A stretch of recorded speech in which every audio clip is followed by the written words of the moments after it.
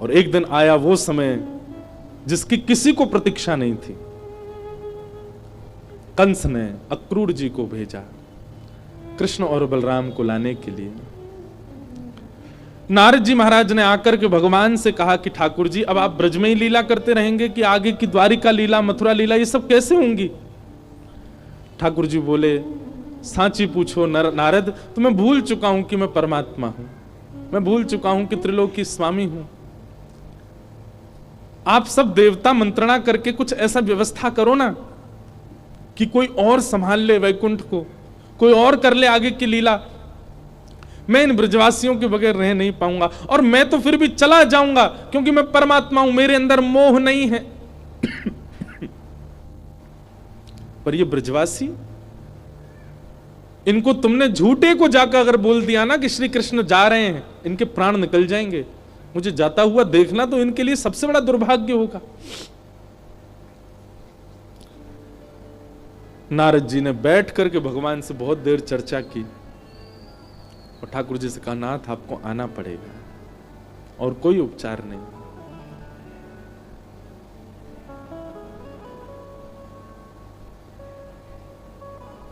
अक्रूर जी महाराज वृंदावन आए और वृंदावन आकर के नंद बाबा यशोदा मैया से कही, कंस ने एक धनुर्यज्ञ किया है और उस धनुर्यज्ञ में आपके दोनों पुत्रों को आमंत्रित किया है।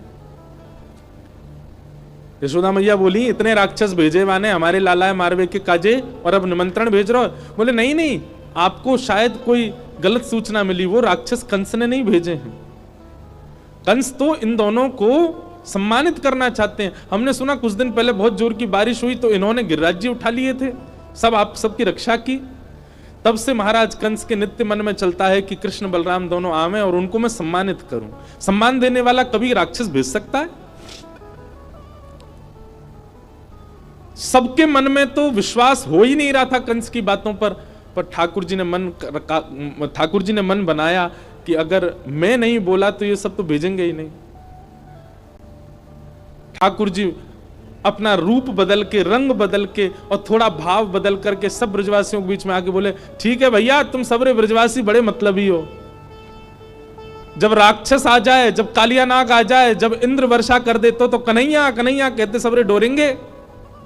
लेकिन आज एक राजा हमको सम्मान देना चाह रहे हो तो तुम सब चाहो नहीं हो कि हमें सम्मान मिले? इस बात को सुन के सब ब्रजवासी मौन हो गए। ठाकुर जी ने पत्थर रख के ये बात कही।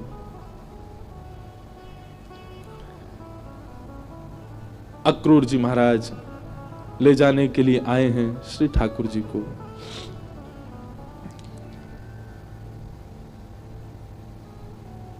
गोपियां, गोप ग्वाल, ब्रज के सब ब्रजवासी मन ही मन विचार कर रहे हैं और विधाता से प्रार्थना कर रहे हैं कि अहो विधातस्तव न क्वचित् दया संयोज्य मैत्र्या प्रणयेन देहिना। अरे विधाता, तेरे अंदर दया नाम की चीज नहीं है क्या? कहां श्री कृष्ण को हमारा प्रेमी बना दिया, कहां हम सबके चित्त में उनके प्रति इतना प्रगाढ़ प्रेम प्रकट करा दिया। और जब हम सबके चित्त में प्रेम आ गया, आज मिलने का समय आया, अब उनके संग रहने का समय आया, उनके संग अब लीला करने का समय आया, तो तू उनको हमसे दूर कर रहा है। सब ब्रजवासी मौन हो गए, बोल कुछ नहीं रहे, क्योंकि ठाकुर जी ने ऐसी बात कह दी है कि कुछ कुछ कहें तो कहीं ठाकुर जी यूं नहीं समझ लें कि ये सब हमारे शुभ चिंतक नहीं है।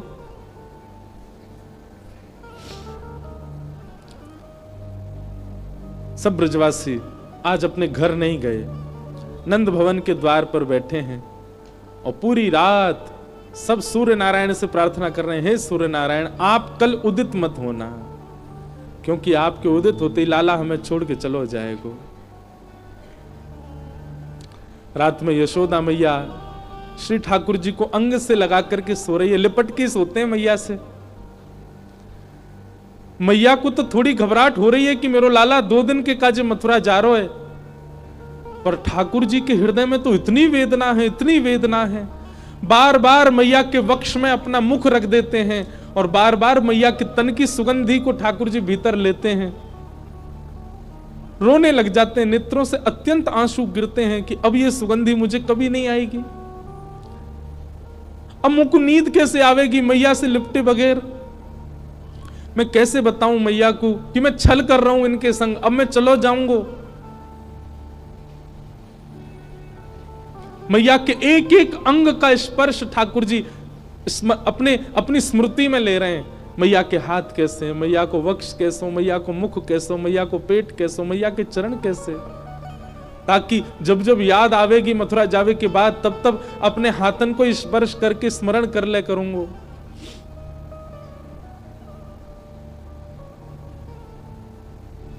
मैं एक बात अभी कह रहा था पिछली कथा में,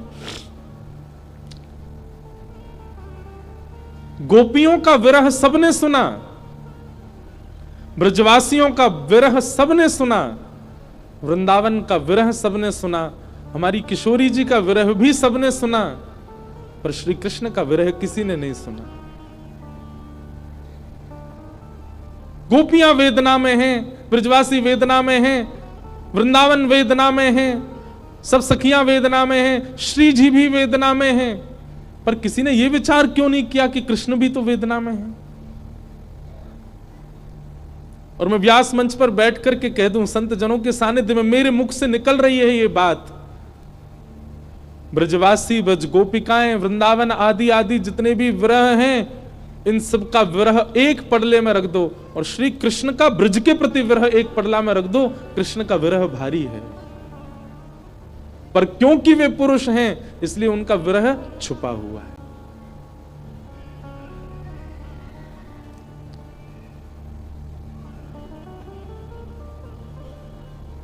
ठाकुर जी कैसे संभाल रहे हैं बंधुओं, देखो, पीड़ा चित्त में होना और वही पीड़ा मुख पे आ जाना ये एक सामान्य विरह है, पर पीड़ा चित्त में होना और मुख पे ना आने देना ये एक विशेष विरह है जो श्री कृष्ण का है।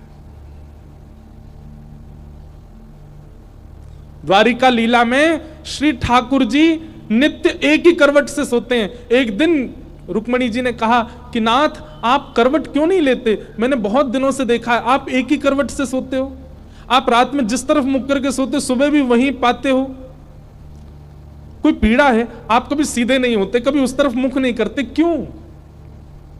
ठाकुर जी कहते हैं रुक्मणी उस तरफ वृंदावन है, द्वारिका से 1500 किलोमीटर दूर है वृंदावन आज की डेट में, और जिस द्वारिका में ठाकुर जी रहते थे वो तो समुद्र में थी, और 2000 किलोमीटर मान लो। ठाकुर जी उस दिशा में चलते नहीं है, उस दिशा की ओर खड़े नहीं होते ज्यादा देर तक जिस दिशा में वृंदावन है। कितना विरह है,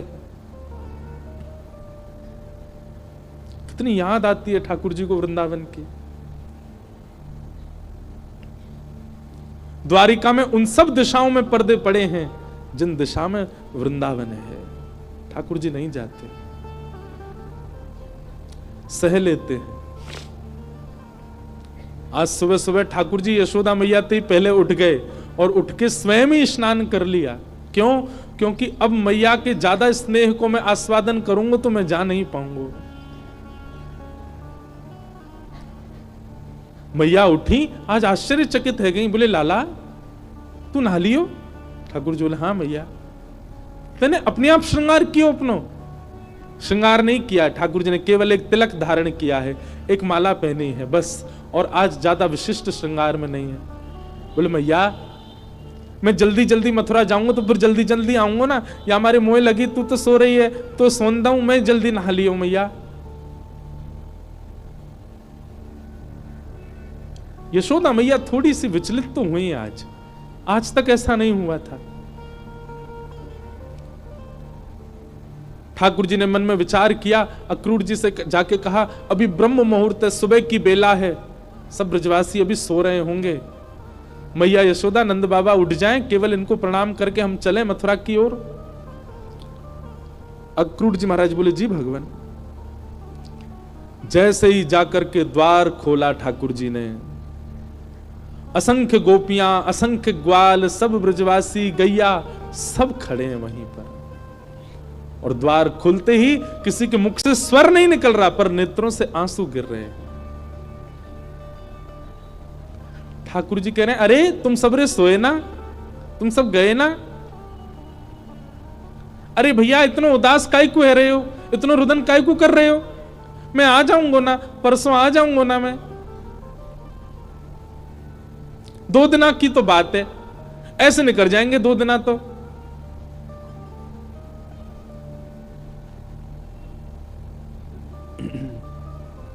देखे बिन कान्हा जब मन नाही माना, इन आंखों से आज हमने ब्रह्म पहचाना। कृष्ण चरण कमलों में मन को लगाना, इन गोपियों का ताना ये उल्हाना दर्शन का बहाना है। गोपियां बहाने बना बना करके आती हैं। घर में मक्खन धरो है, फिर भी जबरदस्ती मक्खन लेवे जामे कि या बहाने कन्हैया दिख जाएगो। घर में गैया बंधी है, गोबर धरो है, पर गोबर लेवे के काजे जबरदस्ती नंद भवन में भीतर घुसे कि कन्हैया दिख जाएंगे। इन बहानों से श्री कृष्ण को नित्य देखने वाली गोपियां वो 2 दिन बिना कृष्ण के कैसे रहेंगी? भगवान के सखा मधुमंगल, श्री दामा, तन सुखा, मन सुखा, धन सुखा, सुबल तोष, सब एक कोने में बैठे। मधुमंगल आके बोले लाला तू जा तो 2 दिना को रहो, लेकिन तने एक बार भी विचार नहीं कियो ये श्री दामा ये सुबह उठते या को नियम है 11 वर्ष थे। भगवान के अधिकतर सखा सब ठाकुर जी से बड़े हैं उम्र में। हमारो नियम है 11 वर्ष थे। हम रोज सवेरे उठ करके आंख बंद करके पहले नंद भवन आमे, सबसे पहले 13 मुखमंडल देखें, वाके बाद जलपान करें लाला। तो देखे बगैर हमारे जल हलकते नीचे ना उतरे, और तू 2 दिना के काजे हमें छोड़ के जा रहा हो, हम कैसे जीवित रहेंगे? ठाकुर जी स्तब्ध हो रहे हैं, मौन हो रहे हैं, कहां समझाएं, अब शब्द नहीं है ठाकुर जी के पास। भगवान किशोरी जी के पास गए, चरणों में प्रणाम किया। राधे राधे, ये स्तुति ठाकुर जी ने ही गाई है, आज भी बरसाने में गाते हैं सब। ठाकुर जी गा रहे हैं राधे राधे करुणामयी कृष्ण प्यारी,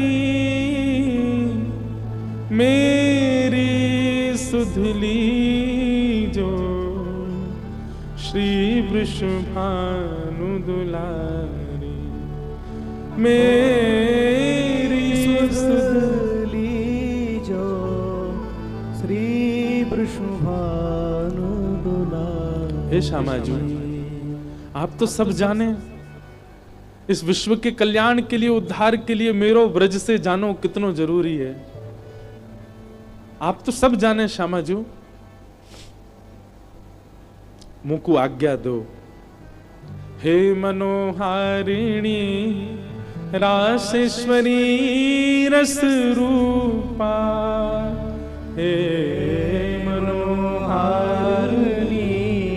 रासेश्वरी रस रूपा, ब्रज विलासिनी ब्रज भामिनी ब्रज की भूपा, ओ ब्रज विलासिनी ब्रज बासन ब्रज की भूपा, ललितादिक सहचरी सर्वज्ञ स्वरूपा, ललितादिक सहचरी सर्वज्ञ स्वरूपा, मेरी सुधली जो श्री वृषभानु दुलारी, ओ मेरी सुधली जो श्री वृषभानु दुलारी। हे श्यामा जी, बस आगे की यात्रा में आप मुंह पे दृष्टि रखी हो। ठाकुर जी बिना नेत्र मिलाए चर्चा कर रहे हैं। किशोरी जी कह रही हैं, श्याम सुंदर या को उत्तर मोह कहां देना चाहिए, आप ही बता के जाओ। ठाकुर जी बोले क्यों? बोले प्रेमी यदि जा रहे हो है तो दूसरों प्रेमी वाकू रोके नहीं, तो फिर प्रेम काय बात को? प्रेमी जा रहा है तो प्रेमी तो वाकू रोकेगो, लेकिन आप शुभ कार्य के लिए जा रहे हो, मानव कल्याण के लिए जा रहे हो, और शुभ कार्य में यदि कोई जा रहा हो तो उसको टोकना नहीं चाहिए। आप जा रहे हैं विश्व के कल्याण के लिए, मैं आपको रोकूं कैसे, मैं टोकूं कैसे? और मेरो प्रेमी जा रहा है और मैं रोकूं नहीं तो प्रेम कैसा? मुझे कहा करना चाहिए श्याम सुंदर आप बता के जाओ। आपको आज्ञा दे दूं तो फिर मैं प्रेमी कैसी, जो अपने प्रेमी को दूर जावे की आज्ञा दे रही हूं? मैं टोक दूं, रोक दूं तो शुभ कार्य में टोक लग जाएगी, और मैं कछु ना कहूं तो प्रेमी जा रहा और मैं कछु ना कहूं तो फिर प्रेम कैसा? मैं कहां कहूं, मुझे कहां उत्तर देना चाहिए? हे श्याम सुंदर बता के जाओ। ठाकुर जी कुछ नहीं बोले, बस चरणों की ओर देखते रहे किशोरी जी की, और रथ में विराजमान हो गए। निर्वाक हैं, निरुत्तर हैं, निरशब्द हैं। रथ जैसे ही आगे बढ़न लगो, सब ब्रजवासियों के नेत्र सजल हो गए। नेक दूर गयो। यहां अक्रूर जी ने इतनी देर में यशोदा मैया को सब सच बता दिया था। मैया जे तुम्हारो लाला ना है, जे देवकी को लाला है। कंस से रक्षा के लिए 11 वर्ष पूर्व वसुदेव जी इस बालक को लेकर के आपके पास आ गए थे, और आपकी बालिका ले जाकर के कंस को दी थी, जो कि अष्टभुजी देवी बन गई थी। अब जे लाला अपनी जन्मदात्री मैया के पास जा रहा हो, मैया है सके कि अब लौट के नहीं आवे। आप कृपा करो। अक्रूर जी को नहीं बताना चाहिए था यशोदा मैया को, पर उन्होंने बता दिया। मैया को तो रक्त ठंडो पड़ गयो, पैर के नीचे से जमीन खिसक गई। ठाकुर जी रथ में बैठ करके जैसे ही जाने लगे, थोड़ी देर बाद जब रथ के चाबुक की आवाज आई, रथ के पहियान की आवाज आई, तब मैया को होश आयो और निकल के भागी अपने भवन से। कान्हा रुक जा, अरे लाला रुक जा, कन्हैया नेक डट जा। मैया की आवाज सुनकर के श्री ठाकुर जी चलते रथ से कूद पड़े, दौड़ करके आए, मैया के अंग से लिपट गए। मैया तू काय को रो रही है? मैं आ रहा हूं ना, परसों आ जाऊंगा। मैया तू रोवे मत, ऐसे करेगी तो मैं किस जाऊंगा? लाला। मैया सर्वांगीण अंग का स्पर्श करती जा रही है ठाकुर जी के, और कह रही है लाला मोय जो पता ही तू गोपीन ते झूठ बोले, तू गालन ते झूठ बोले, सबन ते झूठ बोल ले, लेकिन आज तू मोते झूठ बोल रहा है। मुझको सब पता चल गई लाला, तू मेरो लाला ना है, तू तो देवकी को लाला है। कंस से रक्षा के काजे अक्रूर जी महाराज तो मेरे पास छोड़ गए, वसुदेव जी महाराज तो मेरे पास छोड़ गए।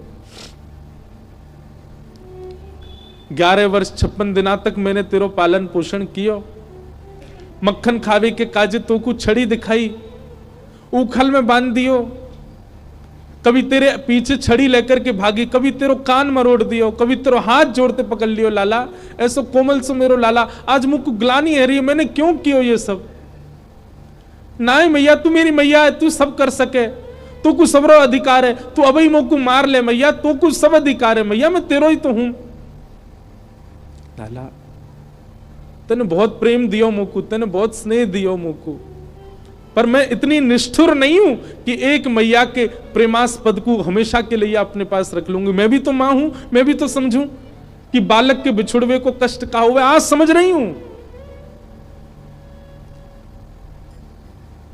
मैंने तो फिर भी तेरो संपूर्ण बालपन देखो, पर जाने तो जन्म दियो वा देवकी मैया ने तो पूरा जीवन कारागृह में निकाल दियो। और आज भी अगर मैं तो को रोक लूंगी लाला, तो मैं देवकी के संग बहुत बड़ा अत्याचार करूंगी। वैसे तो में मेरे प्राण बसे, है सके कि तू यहां तक गयो और शायद है सके कि मैं जीवित हूं ना बच्चू लाला, लेकिन अब समय देवकी को प्रसन्न करवे को है, तू जा, मुझको एक वचन दे के जा लाला, तू देवकी को नहीं बताइयो मैंने तेरो हाथ पकड़ो, कान मरोड़े तो को उखलते बांधो, और दूसरो वचन दे के जा लाला। कहा तो को जब भी खबर पड़े कि यशोदा मरणासन अवस्था में है, वह समय आ जाइयो मेरे पास, तो को निहार लूंगी, तो को देख लूंगी लाला, तो चैन ते प्राण चले जाएंगे मेरे।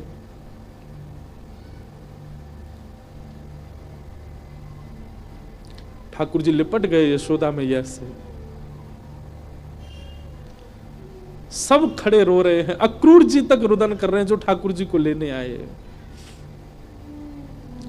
ठाकुर जी बोले मैया तू ब्रजवासी ने मत बताइयो ये बात, ये सब प्राण त्याग देंगे अपने, इन्हें तू यहीं रहने दियो कि मैं परसों आ जाऊंगा। और मैया तू अपना ध्यान रखियो, मैं आ जाऊंगा जल्दी। चरणों में प्रणाम करके जैसे श्री कृष्ण मुड़े हैं रथ की ओर, यशोदा जी मूर्छित हो गए। ठाकुर जी ने गोद में भर लिया, सब ब्रजवासियों से कहा मैया को संभालो। सब ब्रजवासी संभालने लगे। बार बार ठाकुर जी मन में विचार करें मैं नहीं जाऊं, पर ब्रह्मांड दिखाई देवे, त्रिलोकी दिखाई देवे, द्वारिका दिखाई देवे, जीव उद्धार दिखाई देवे, हम मानवन को कल्याण दिखाई देवे, गीता को उपदेश दिखाई देवे, महाभारत को युद्ध दिखाई देवे, अर्जुन पर कृपा दिखाई देवे। इन सब के आगे ब्रज का प्रेम तोलने का विषय नहीं है, पर अगर ये प्रेम को त्याग नहीं कियो तो वो सब नहीं है पाएगा। कलयुग में सब लोग प्रेम जानने वाले समझने वाले नहीं हैं, सब स्वार्थ से मेरी भक्ति करेंगे। ऐसे स्वार्थियों के लिए भी मुझे कुछ ज्ञान तो देना पड़ेगा। बंधु हमारे ब्रज के ब्रजवासी पता है क्या कहते हैं?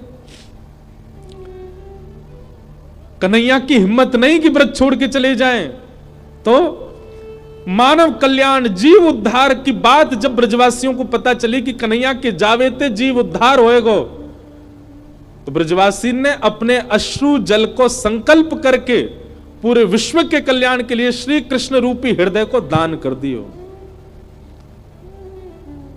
जैसे दान किया जाए अपनी बहुमूल्य वस्तु को, ऐसी ब्रजवासी ने अपने अश्रु जल को हाथ में लेकर के पूरे विश्व के कल्याण के लिए कि जाओ पूरा विश्व अपना कल्याण कर लो, इनकी वाणी सुन के, इनकी लीला सुन के, इनके वचन सुन करके सब लोग तृप्त है जाओ, वैकुंठ और स्वर्ग के गामी बन जाओ। वैसे तो हमारे प्राण बसे इनमें, पर इनके जावे से यदि सबको कल्याण है जाए तो हम सब इनको भेज नहीं रहे हैं, इनको दान कर रहे हैं आप सबन के उद्धार के लिए। ब्रजवासियों ने दान किया है श्री कृष्ण का विश्व को, नहीं तो कृष्ण हिल नहीं सकते वृंदावन से बिना ब्रजवासियों की इच्छा से।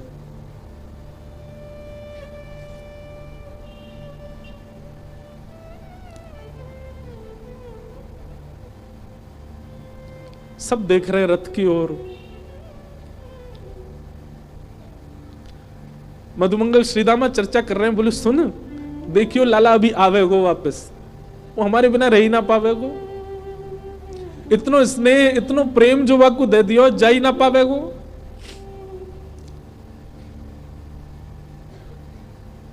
मधुमंगल बोलो श्रीदामा पर ये जा रो है, ये आना रो लौट के, आज हमें लाला पे संशय ना है रो, हमें अपने प्रेम पे संशय है रो कि क्यों ना आ रो जी लौट के। रथ दिखता रहा खड़े रहे, ध्वजा दिखती रही खड़े रहे,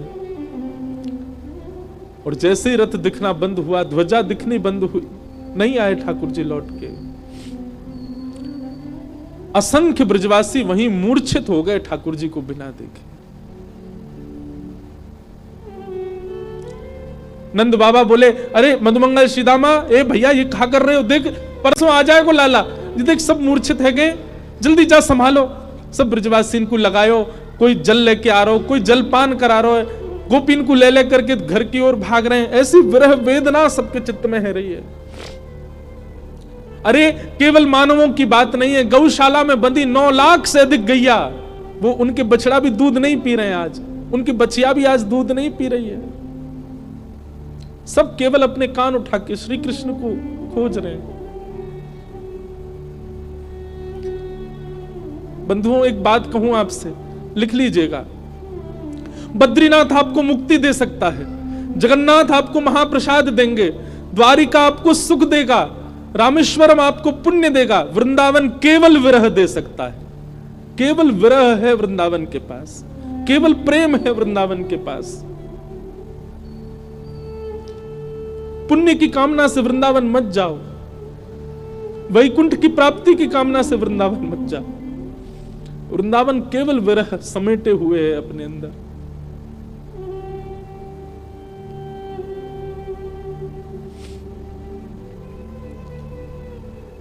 हमारे ब्रज में कहते हैं, वृंदावनम परित्यज्य पादमेकम न गच्छति।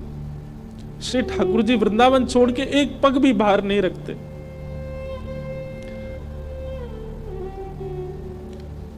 तन गया है ठाकुर जी का द्वारिका मथुरा, आत्मा तो आज भी वृंदावन में ही है, प्राण तो अभी भी वृंदावन में ही है श्री ठाकुर जी के।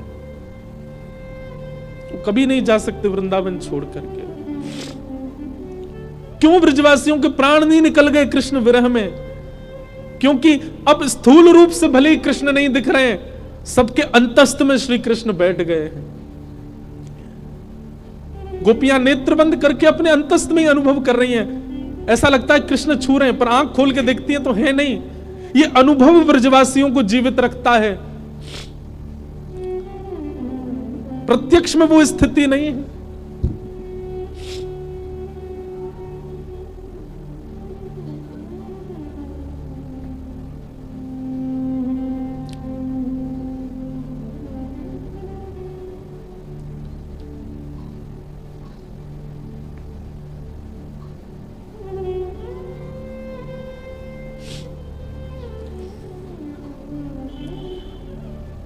ठाकुर जी मथुरा पहुंचे।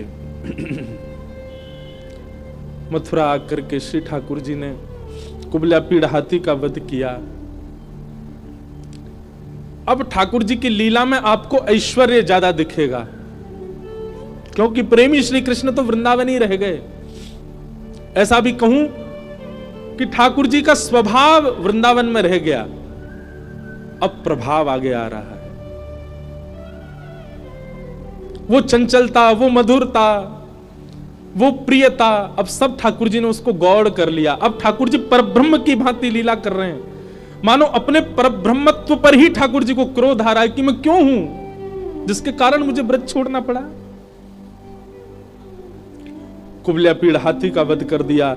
जितने मल्ल थे कंस के रणभूमि में, सबको मार दिया ठाकुर जी ने। और 50 सिड्डी ऊपर बैठे हुए कंस को देखा। एक छलांग मार करके ठाकुर जी उसके पास पहुंच गए, दोनों भुजाओं में कंस को उठा करके पृथ्वी पर पटक दिया। गिरते ही कंस के प्राण निकल गए। भगवान तुरंत कारागृह की ओर दौड़े। बंधु, एक बात कहूं, ठाकुर जी का एक खेल है, विरह और संयोग, संयोग और वियोग।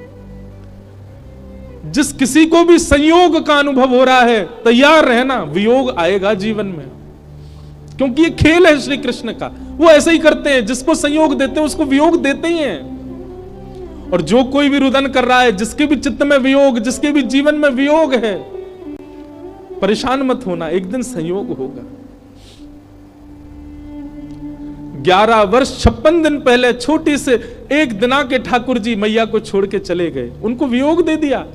कहां तो इतना बड़ा संयोग दिया कि उनके गर्भ से प्रकट हुए, और गर्भ से प्रकट होते इतना बड़ा वियोग दे दिया कि मैया रोती विलकती छोड़ गए। 11 वर्ष 56 दिन तक मैं किसका पक्ष लूं, यशोदा जी का या देवकी का? देवकी मैया रोज कारागृह में खिड़की पे खड़ी हो जाती है, ऊपर साधन नहीं है तो जबरदस्ती घड़े पे घड़ा रख के या कोई ऐसी व्यवस्था करके खिड़की के ऊपर खड़ी हो जाती है, और वहां से वृंदावन से आने वाले लोगों को बुलाती है। बोले सुनो, कहां ते आ रहे हो? बोले हम तो वृंदावन ते आ रहे हैं। अच्छा, तुमने वृंदावन में कुछ देखो? अरे बड़ी सुंदर लता गुल्म यमुना जी, ऐसी रेणु, ऐसी गैया, ऐसे गोपग्वाल। देवकी मैया बोले सबसे सुंदर कहा है वृंदावन में? मैया सबसे सुंदर तो यशोदा को लाला है। अरे मैया कैसो चले, कैसी बात बनावे, कैसे नैन मटकावे, वाक्य अंदर तो ऐसी सुगंधी आवे। अरे हम तो सांची पूछो, हम तो भैया देखवे जामे।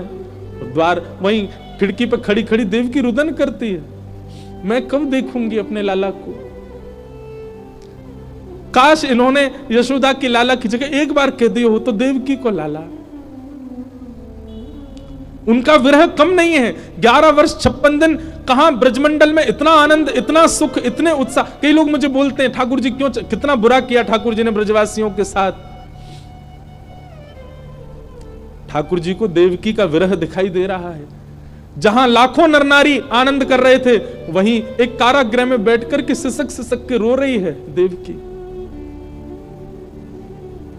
पता चला जब देवकी को कि मेरे लाला ने गिरिराज जी उठाए हैं, 7 दिन तक अन्न जल नहीं पाया, केवल जल पी करके व्रत कर रही है कि मेरे लाला स्वस्थ रहे, मेरे लाला को कोई पीड़ा नहीं हो। जैसी पता चलती कोई राक्षस वृंदावन चलो गयो है, देवी की मैया उसी समय तप में बैठ जाती। हे विधाता, आप जैसे कहेंगे वैसे जीवन जीऊंगी, पूरी युवावस्था मैंने जेल में निकाल दी, बस मेरे लाला को स्वस्थ रखी हूं, प्रसन्न रखी।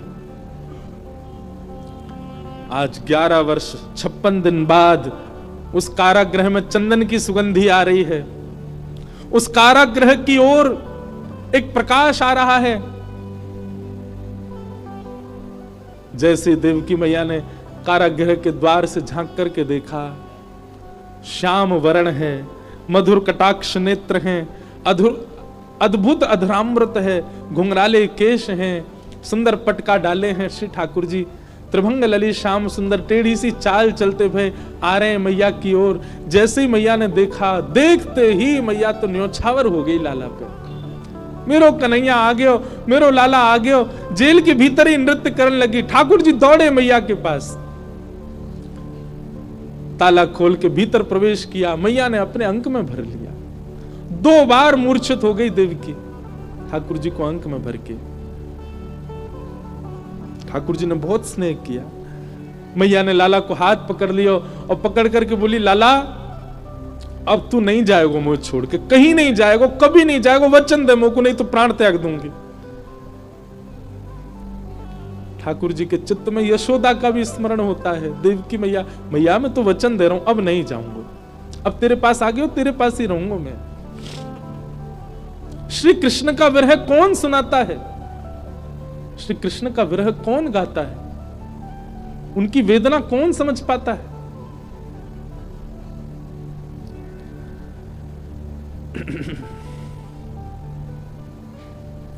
ठाकुर जी ने अपने नाना उग्रसेन को मथुरा का राजा बनाया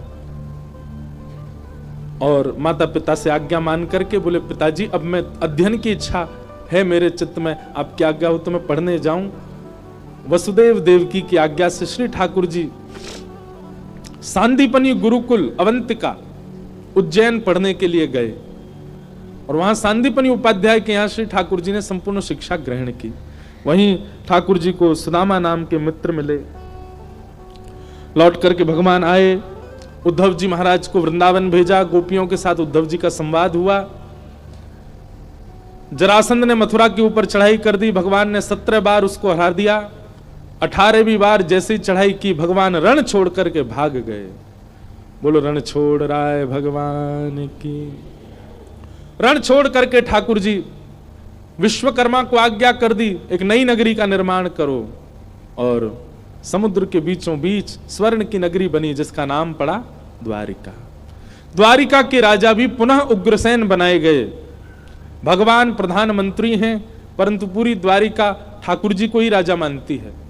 इसीलिए राजाधिराज गौ ब्राह्मण प्रतिपालक वसुदेव नंदन देवकी नंदन मथुराधिपति श्री कृष्णचंद्र भगवान, ये भगवान का नाम हो गया है।